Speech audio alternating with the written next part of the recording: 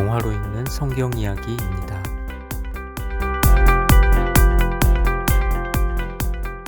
호련히 나타난 미지의 존재로부터 당신은 몇 날 몇 시에 지옥에 가게 될 거라는 고지를 받은 자.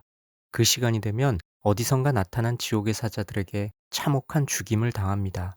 일단 고지를 받으면 아무리 도망쳐봤자 지옥의 사자들을 따돌릴 수는 없죠. 먼저 천사가 나타나서 예언을 합니다.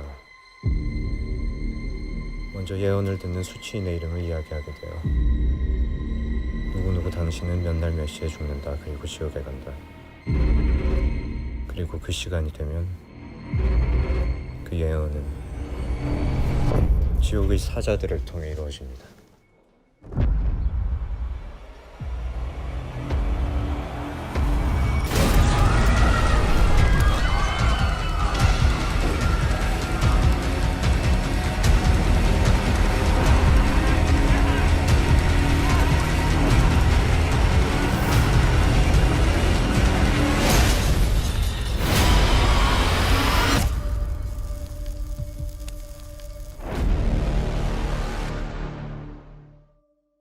두려움이 지배하는 사회는 일대 혼란에 빠집니다. 이때 등장한 새 진리회. 그들은 이 현상이 죄를 지은 자에 대한 신의 형벌이자 선하게 살라는 엄중한 경고라고 주장합니다. 새진리회 사람들에게 경고하는 본보기 이런 개념인가 본데. 세상이 진짜 끝났다고 믿나 봐요, 쟤는. 인간은 왜 죄를 지을까요? 이 죄는 인간이 죄 짓고자 하기 때문에 있는 겁니다. 수치심, 죄의식, 참회, 속죄를 잃어버렸습니다. 너무나 직설적으로 여러분들에게 지옥의 모습을 보여주고 계십니다. 너희는 더 정의로워야 한다. 새 진리회는 고지를 받은 이들이 지옥의 사자들에게 당하는 끔찍한 장면을 시연이라는 이름을 붙여 생중계합니다. 참혹한 시연을 목격하자 사람들은 공포에 사로잡히죠. 공포는 이내 집단적 광기로 확장됩니다. 불안한 사람들은 점차 새 진리회의 주장에 설득당합니다. 이것은 신의 심판이며 심판을 당하는 사람은 그럴 만한 죄를 지은 게 분명하다고 단정해버리죠. 고지를 받은 이들과 그 가족들에 대한 혐오는 사회적 차원으로 확대되고요. 배제를 넘어 폭력으로까지 이어집니다.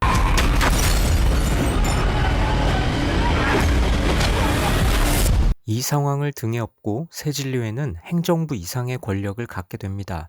수장인 정진수는 사람들에게 추앙받는 지도자로 자리매김하죠. 새진리회 그리고 추종자들은 상황을 규명해보려는 이들에게 집단적 폭력을 가하기까지 합니다. 광기에 사로잡힌 사람들로 인해 현실이 곧 지옥이 되어버리죠.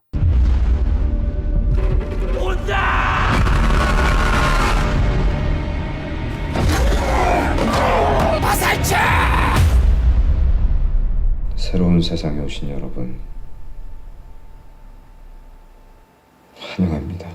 하지만 사람들의 추측은 틀렸습니다. 신은 고지의 대상을 무작위로 선택했던 것이죠. 그 사람이 선하든 악하든 상관없이 말입니다. 정진수는 이 사실을 이미 알고 있었습니다. 하지만 진실을 감추려 합니다. 사람들이 죄에 대한 끔찍한 형벌을 두려워하면서 선하게 살아갈 테니까요. 진실을 알린다면 세상은 더 큰 혼란에 빠질 거라고 생각합니다. 자신이 죄가 있든 없든 상관없이 심판을 당할지도 모른다는 생각에 사람들은 선하게 살 의지를 잃게 된다는 거죠. 아기창고라는 아비규환이 될 수도 있다는 겁니다.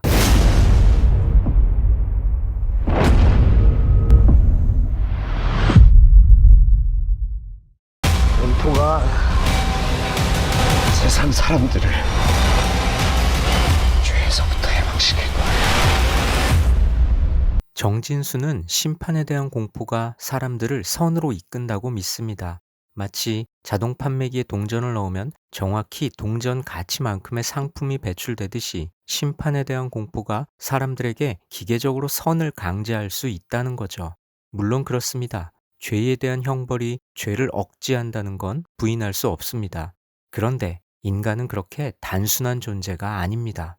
모든 인간의 마음속에는 선을 향한 본능적이고 선천적이며 보편적인 의식이 있습니다. 형벌을 통해 세워지는 정의뿐만이 아니라 인류의 도덕적 양심 또한 인간 사회를 지탱해 왔습니다. 그러니 신에 대한 진실이 알려지면 세상이 지옥이 될 거라고 단정짓는 쪽이나 심판에 대한 공포가 완전히 선한 세상을 만들어낼 거라는 생각은 양자 모두 지나치게 단편적이고 비관적입니다. 그럼 우리가 아까 본 그 괴물 같은 게 신의 계시라고?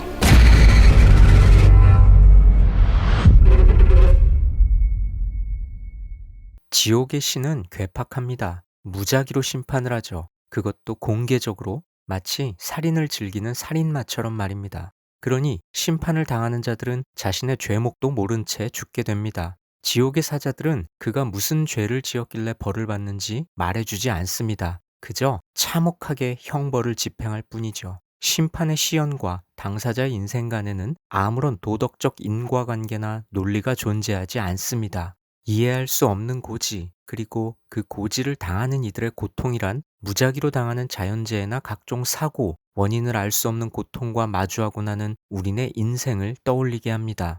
삶을 통째로 뒤흔드는 황당한 일이 이해할 수 없는 방식으로 우리 삶을 침범할 때 현실은 우리에게 지옥이 됩니다. 불가항력적인 삶의 굴레에서 발버둥치는 우리네 인생을 향해 너희 삶이 곧 지옥 아니냐고 영화는 넌지시 묻는 것 같습니다. 그런 점에서 작품의 제목이기도 한 지옥이라는 단어는 중의적입니다.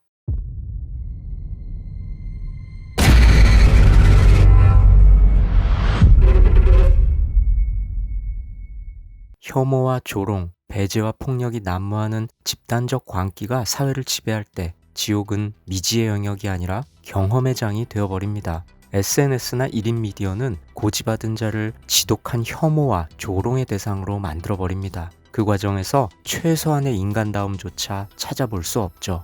이성이 붕괴되어 버린 곳에는 인간의 징글징글한 탐욕이 자리 잡게 됩니다. 한 인생의 끝장면이 영상물로 만들어져서 특정인들의 이익을 위해 유통되는 장면이나 시연을 당한 장소가 성지가 되어 대중에게 소비되는 장면은 실소를 자아내게 하는데요. 미디어 시대를 향한 풍자이기도 하죠.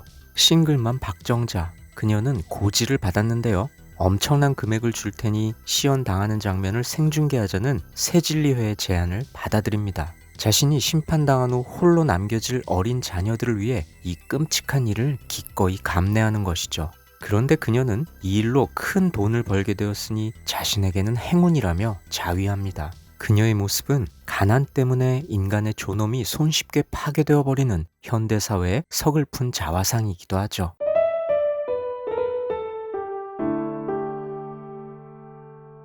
지옥의 서사는 구약성경 욥기를 떠올리게 합니다. 욥은 죄 없는 인간이었지만 불현듯 들이닥친 재난과 질병으로 극심한 고통을 겪습니다. 자신의 생일을 저주할 정도죠. 가까운 친구들은 당신이 죄를 지었으니 벌을 받는 게 아니냐며 욥을 질책합니다. 마치 지옥에서 고지받은 자를 향해 사람들이 비난하는 것처럼 말이죠. 절규하는 욥의 이야기는 우리에게 질문을 불러일으킵니다. 선한 사람에게 왜 나쁜 일이 일어나는가? 도대체 하나님은 왜 세상을 이렇게 돌아가게 하시는가? 디스토피아를 다룬 영화들이 을에 담고 있는 신파의 정서가 없다는 점은 지옥의 미덕입니다. 지옥의 사자들은 우악스럽긴 하지만 사실 그다지 공포스럽지는 않은데요. 예측 가능한 형상을 하고 있기에 오히려 덜 무서운 게 아닐까요? 잠깐, 여기서 드는 의문 하나. 그 지옥의 사자들은 왜 꼭 셋이서 나타나는 걸까요? 혼자서는 집행할 힘이 부족한가 보죠?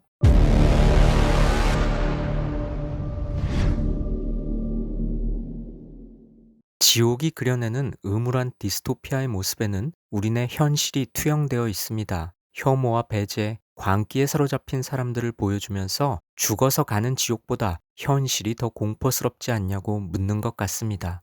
그렇다고 이 작품의 태도가 마냥 비관적인 것만은 아닙니다. 사랑은 신의 선택을 거스르고요. 이웃 간의 연대는 거하게 맞설 힘을 줍니다. 지옥의 서사는 염세적이지만 한편으로는 희망을 나지막히 노래합니다. 게다가 우리가 힘을 낼 수 있는 건 우리 하나님은 지옥의 신처럼 괴팍한 분이 아니기 때문이죠. 하나님은 재미로 인간에게 고통을 주시는 분이 결코 아닙니다. 하나님은 선하신 분입니다. 우리의 제한된 이해력으로 우리 인생을 둘러싼 하나님의 뜻을 다 알 수는 없지요. 하나님께서는 나쁜 일들로부터 많은 좋은 것들을 만들어내시기도 합니다. 그러니 우리는 힘을 내서 사랑하고 연대하며 현실을 살아낼 수 있지 않을까요? 비록 현실이 지옥 같더라도 말이죠.